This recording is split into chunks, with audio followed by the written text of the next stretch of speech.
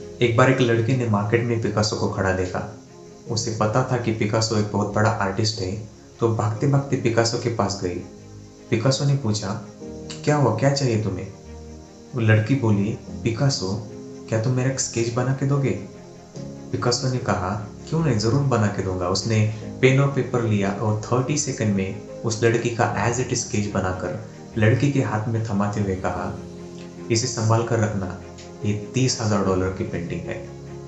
उस लड़की ने हैरान होकर पूछा, पिकासो, 30 सेकंड के स्केच के लिए $30,000?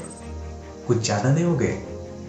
तब पिकासो ने कहा, क्या तुम्हें पता है, ये स्केच मुझे 30 सेकंड में लाने के लिए 30 साल लगे।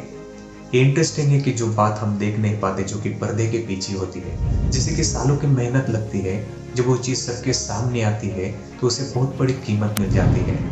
मुझे यकीन है कि रातों रात सक्सेस जैसी कोई बात नहीं होती, क्योंकि मेहनत, लगन और प्रैक्टिस के बिना कोई चीज़ साकार नहीं होती। जब कोई एथलीट ओलंपिक के स्प्रिंट रेस के लिए भागता है तो उसे पता होता है कि उसे कुछ सेकंड्स के लिए भागना है, पर उस कुछ सेकंड्स के लिए वो अपने कई सालों की मेहनत लगा देता है। ये सच है कि उसेन बोल्ट ने अपने स्प्रिंटिंग रेस में 9 गोल्ड मेडल्स और वर्ल्ड चैंपियनशिप में 13 गोल्ड मेडल जीते हैं। पर स्पोर्ट्स एक्सपर्ट का मानना था कि उसेन बोल्ट का शरीर स्प्रिंटिंग रेस के लिए बना ही नहीं है। फिर भी उस इंसान ने दुनिया को चमत्कार दिखाने में कोई कसर नहीं छोड़ी। उसेन बोल्ट ने अपने ओलंपिक्स के पूरे करियर में सिर्फ 325 सेकंड्स की ही दौड़ लगाई है, और उस 325 सेकंड्स के पीछे 20 साल की मेहनत है। वो कहते हैं ना, असली खेल तो पर्दे के पीछे होता है, पर्दे पर तो असल खेल का झलक मात्र ही दिखता है। चाइना में एक प्रकार के बांबू का पेड़ उगता है, जिसे बोने के बाद उसे हर रोज पानी देते रहना पड़ता है, पर हैरानी की बात, वो पूरे साल में नहीं उगता। दूसरे साल में भी उसे पानी देते रहना पड़ता है, और दूसरे साल में भी नहीं उगता।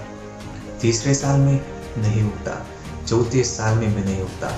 4 साल होने के बाद जब वो पेड़ उगने लगता है तो 1 महीने में वो 80 फीट को छू जाता है। तो कोई भी पूछेगा कि जो 4 सालों में ना हो सका, वो 1 महीने में कैसे हो पाया?